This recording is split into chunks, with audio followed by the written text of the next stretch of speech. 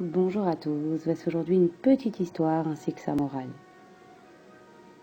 Un homme gagnait très peu et très difficilement sa vie, mais il se réjouissait tous les jours de ce dont Hachem le gratifiait.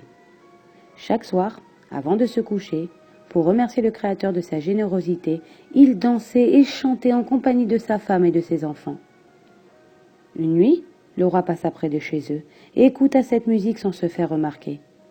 Constatant la joie qui émanait de cette maison, intrigué, il vint les observer plusieurs nuits de suite. Un soir, le roi tapa à la porte de notre homme et lui demanda combien s'élevait sa fortune. L'autre lui répondit qu'il n'était qu'un pauvre homme et qu'il dépensait tout ce qu'il gagnait dans sa même journée pour sa famille, mais il était très heureux comme ça, et c'était pour cette raison que chaque soir, lui et sa famille dansaient et chantaient. Le roi se dit que pauvre, il était satisfait. Alors combien le serait-il en étant riche ? Il couvrit l'homme de pièces d'or. Ce dernier prit les pièces et les rangea dans une boîte. Il s'aperçut qu'il en manquait quelques-unes afin de pouvoir la remplir complètement. Avec son épouse, ils se dirent qu'il leur faudrait durement travailler pour pouvoir la compléter. Et le voilà maintenant soucieux de son salaire journalier qu'il dépose dorénavant dans cette boîte. Plus de temps pour danser, plus de temps pour chanter, tout le monde se couche tôt.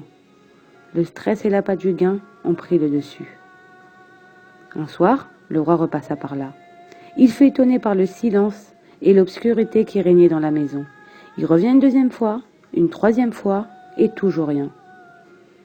Le roi convoqua notre homme pour obtenir quelques explications et avoir des nouvelles de sa situation actuelle. L'homme lui répondit qu'il était envahi par les soucis et se demandait quand sa boîte serait-elle enfin pleine. À partir du moment où il est devenu riche, l'homme pauvre s'est senti préoccupé, alors que sa joie aurait dû se trouver multipliée par le nombre de pièces d'or reçues. Expliquons cette réaction par une seconde histoire. Un jour, une personne alla rendre visite au Chafetz Chaim, lequel lui demanda « Comment va ta parnassa ?» L'homme répondit « Ça va, mais s'il y avait un peu plus, ça ne me ferait pas de mal. » Ce à quoi le Chafetz Chaim répondit « Si ça ne ferait pas de mal, Hachem te l'aurait donné ce plus. Si tu ne l'as pas reçu, c'est sûrement que cela te ferait justement du mal. » Le Ibn Ezra nous dit « Si c'était pour toi, tu l'aurais reçu. Si tu ne l'as pas eu, c'est que ce n'était pas pour toi. » Rav Samuel Shlita rapporte le Rav Desser et nous donne comme exemple les lunettes de notre voisin. Elles ne peuvent pas nous intéresser. Notre vue n'est pas la sienne. La largeur de ses verres n'est pas la nôtre. Elles ne nous serviraient donc à rien. Il ne nous viendrait jamais à l'esprit de les convoiter. Quel est le vrai riche ? C'est celui qui est heureux de son sort.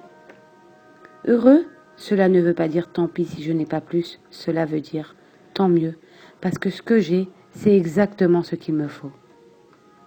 En ayant ce principe à l'esprit à tout moment, il sera plus simple pour nous de comprendre que ce que possède mon prochain, c'est ce qui lui revient, c'est ce qui lui correspond, ce qui lui est nécessaire dans sa vie.